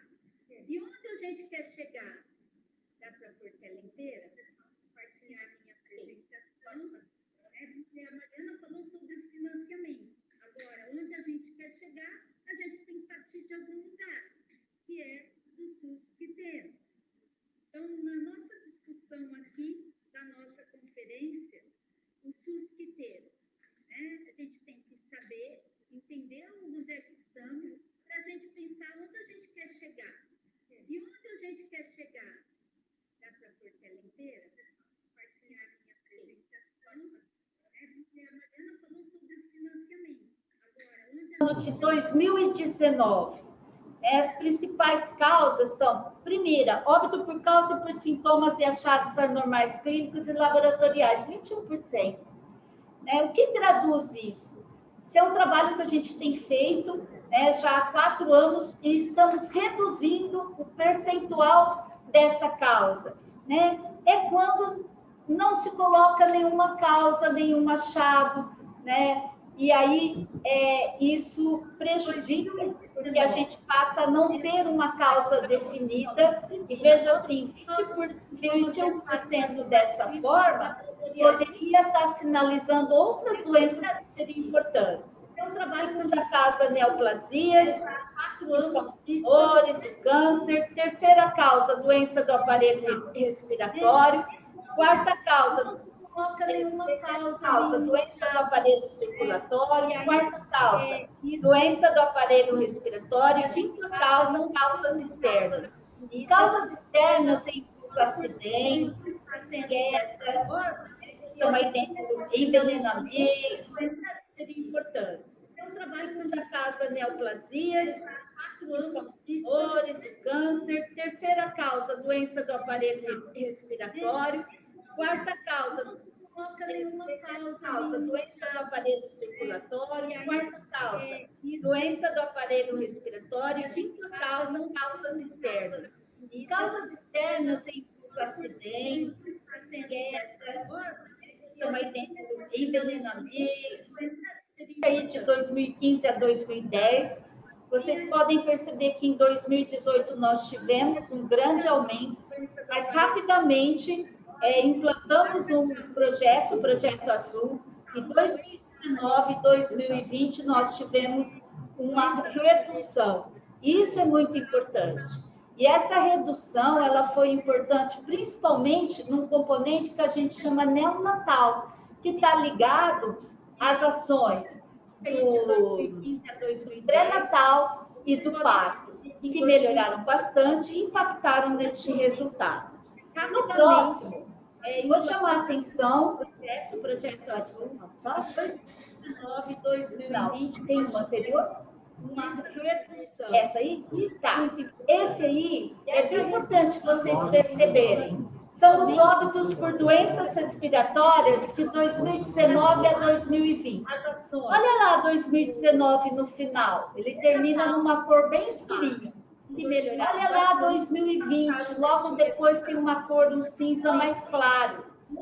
E o mesmo em 2021, com muito mais larga essa cor. Esses são os óbitos por Covid. A primeira cor, ela significa os outros óbitos. E aí a gente tem as cores com outras doenças respiratórias. E veja bem o impacto que teve o Covid em 2021. E olha o impacto em 2021. Outras pessoas que provavelmente, se não tivesse Covid, a mortalidade seria muito menor. Essa parte cinzinha aí, ela não estaria acontecendo agora. Então, esse é o desafio que a gente ainda tem para esse ano, ainda mais que temos aí a possibilidade de uma terceira onda, como estamos vendo na Europa, e sem um financiamento para que os municípios possam atuar, a não ser o seu orçamento, que já é insuficiente para as demandas que ele já tem que assumir. Próximo.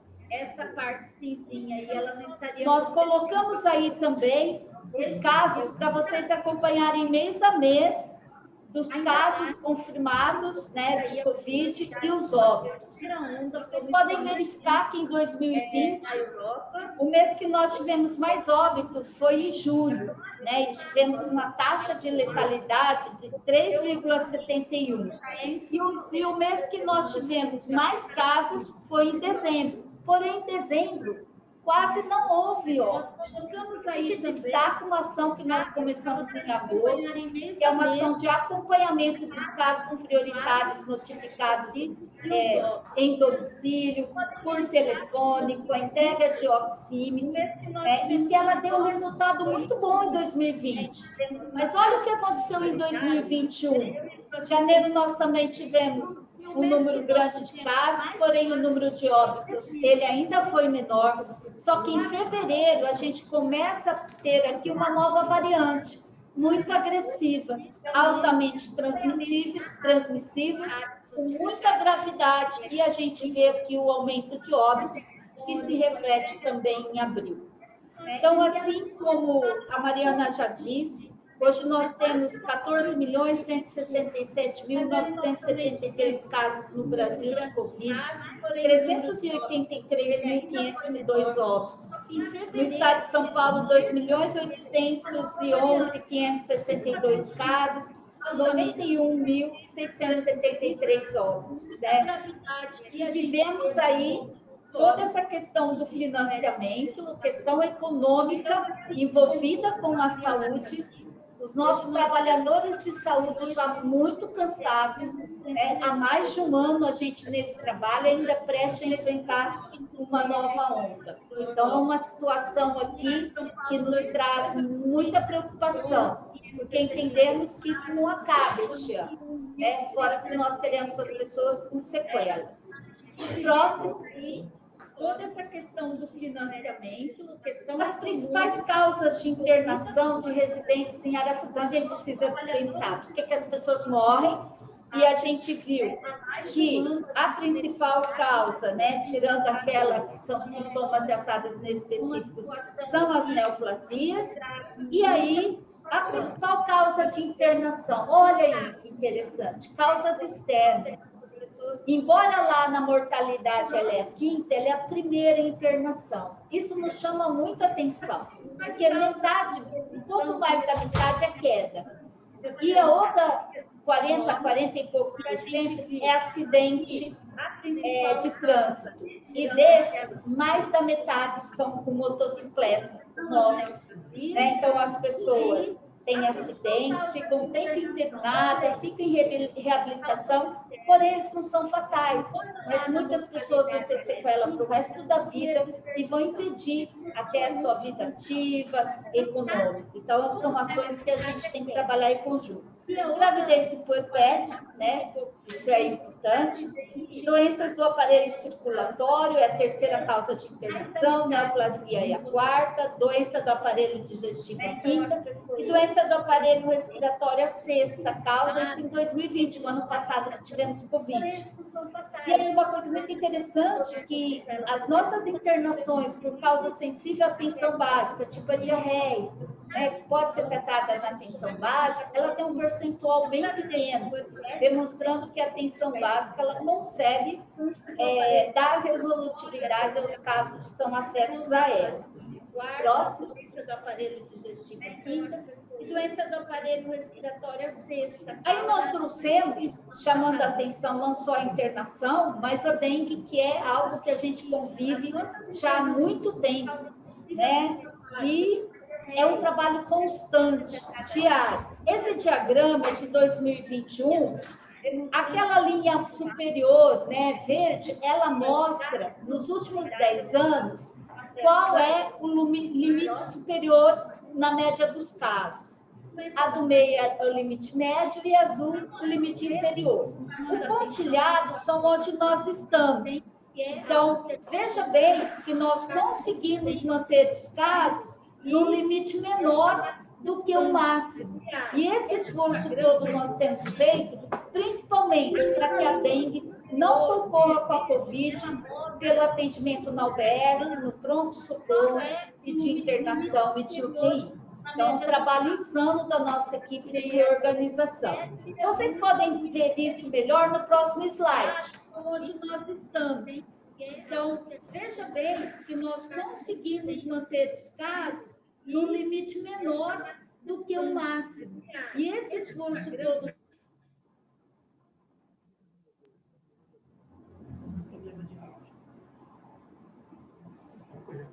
Pode passar o próximo slide que está? Vocês podem... Um momentinho, gente, nós estamos nos ajustes, ok? Então, veja bem que nós conseguimos manter os casos em um limite menor... Anterior. Isso. Esse é bem importante. Olha o número de casos e óbitos em 2020 e 2021. 2020 foi o ano passado. Vocês podem ver que janeiro, olha lá, fevereiro, 596, março. Quando chegou março, nós estávamos nesse pico de atendimento e entrando Covid. Foi quando nós reorganizamos todo o atendimento, colocando os agentes por território, com o supervisor no território, cada um sendo responsável por um número de domicílios, e olha o impacto que causou. Muito importante esse trabalho que a gente tem feito, né, porque ele demonstra todo o impacto e seguramos a epidemia. Este ano começamos com poucos casos, tivemos aumento em fevereiro e março, redução, ainda estamos abril ainda em andamento, mas vejam bem, a gente está conseguindo segurar para não ter os mesmos números do ano passado. E isso tem toda essa estratégia, né? Porque hoje a gente já teve, olha, tem uma pessoa com dengue aguardando internação lá na Santa Casa.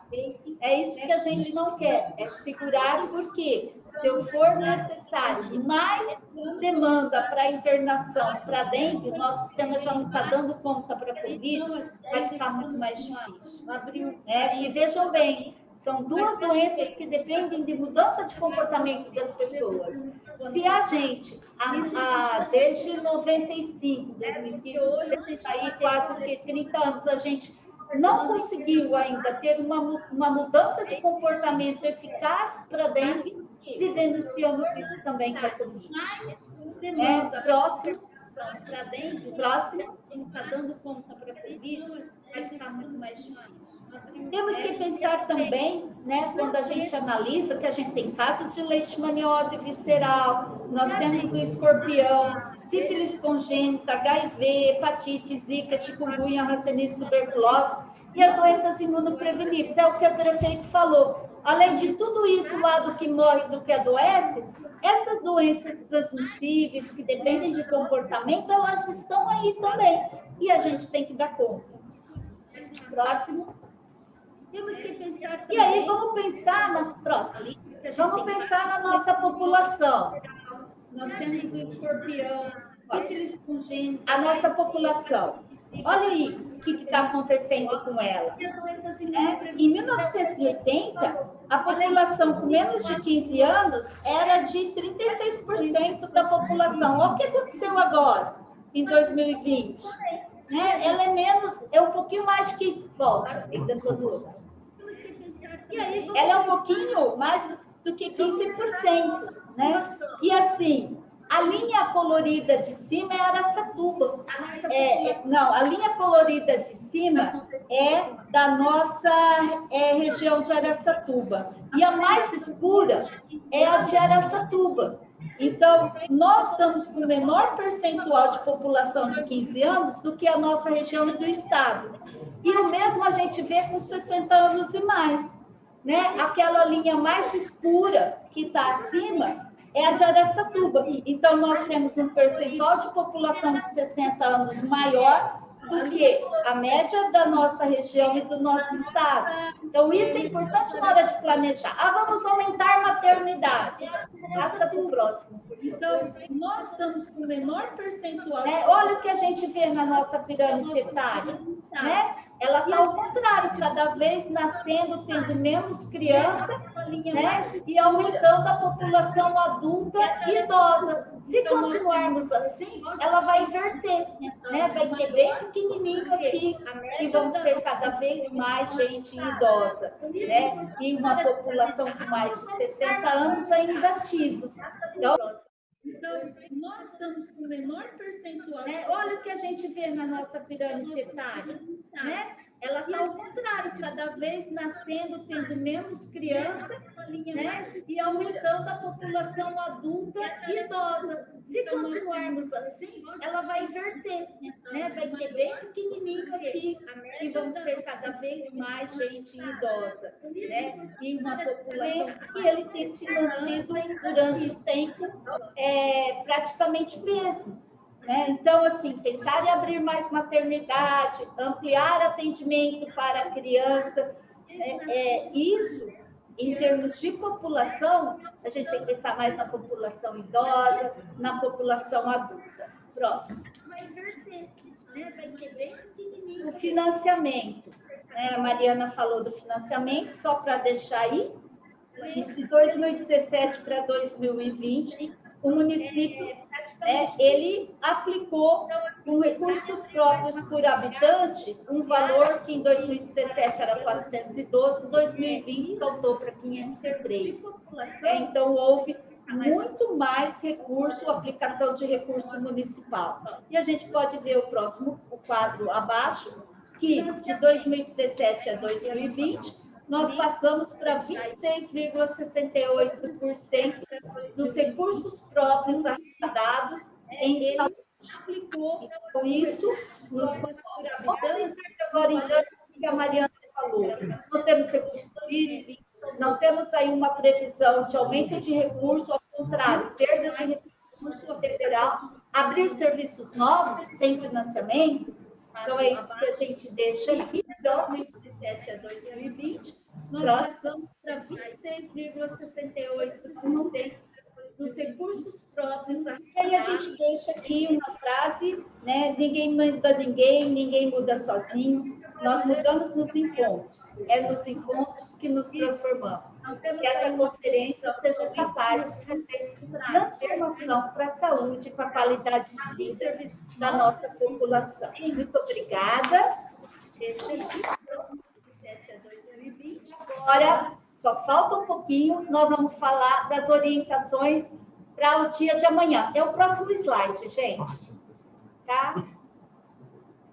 Estão querendo que eu termine logo. Nós mudamos nos encontros. É nos encontros que nos transformamos. Que essa conferência... Então, assim, olha, amanhã é o nosso segundo dia da conferência, dia 24 de abril, às 8h30. A gente pede para que vocês acessem o site com 15 minutos de antecedência. Quem vai participar amanhã? Somente os delegados inscritos, que são os conselheiros municipais de saúde e conselheiros gestores. Tem que entrar nesse site. E amanhã a gente tem duas atividades. Quais são elas? A plenária temática, então nós teremos 4 salas ao mesmo tempo. Então, quem escolheu a atenção básica vai entrar na atenção básica, quem escolheu vigilância, quem entrar na vigilância, quem escolheu especialidade, gestão e participação popular.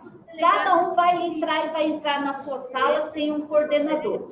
Depois de discutir e eleger as 5 propostas, a gente vai para a plenária final, voltamos para o Zoom, para essa sala, para aprovar, homologar o relatório final e aprovar as moções. Agora o Alexandre vai só dar uma dica de como você acessa amanhã, se ainda tiver dúvida. Então, Alexandre, ok? Especialidade, gestão e participação popular. Após o Alexandre, a gente encerra a nossa, o nosso dia de hoje. A gente vai para a plenária final, voltamos para o Zoom. Obrigada, Carmen. Muito boa a sua explanação. Obrigada. Pessoal, boa noite. Meu nome é Alexandre, eu sou secretário do Conselho. Amanhã nós vamos ter as atividades dos eixos, né? Então, só passar uma orientação rapidinho para vocês de como fazer o acesso, tá? A gente vai compartilhar o site na tela agora. O site da Conferência Municipal de Saúde. Para vocês acessarem, a partir de amanhã, às 8h30 da manhã, vocês vão entrar no site www.even3.com.br/número 9, Conferência de Saúde Atas. Aí vocês vão colocar o login de vocês, que é o e-mail, a senha de vocês, e ele vai abrir essa tela aqui, que é o seu painel de usuário. No seu painel de usuário, você vai clicar em Programação, na parte esquerda, para vocês acessarem, a partir de amanhã, às 8h30 da manhã, depois em Minhas Atividades, ali em cima, Even3. E aí, lá embaixo, ele vai aparecer a atividade que você está inscrito. Então, é só você clicar em cima. Aí ali vai aparecer o pessoal que vai dar o suporte na sala, né, o facilitador, o relator. E lá em cima vai estar o link Acessar. Você vai clicar nesse link. No painel de usuário, você vai clicar em Programação, na parte esquerda. Não se esquecendo, pessoal, de clicar lá em cima à direita em Credenciamento. Tá? É uma forma de você ter a sua lista de presença. E lá embaixo, eles são a sua lista de presença confirmada, tá certo? Então, ali vai ter o Acessar, você vai clicar ali no Acessar e vai participar do eixo da atividade que você se inscreveu. Certo, pessoal? E lá em cima vai estar o link. Muito obrigado. Ok, Alexandre, muito obrigada. Lembrando que é importante fazer as inscrições, que a organização estará disponibilizando o certificado, e nós, como organizadores da 9ª Conferência de Saúde, agradecemos a presença de todos e contamos com a presença de vocês para dar continuidade a esse evento, os delegados amanhã, os delegados gestores e os delegados que são do Conselho Municipal de Saúde. Muito obrigado à equipe que está aqui junto conosco, trabalhando na parte interna, e a todos os nossos sinceros agradecimentos. Muito obrigada.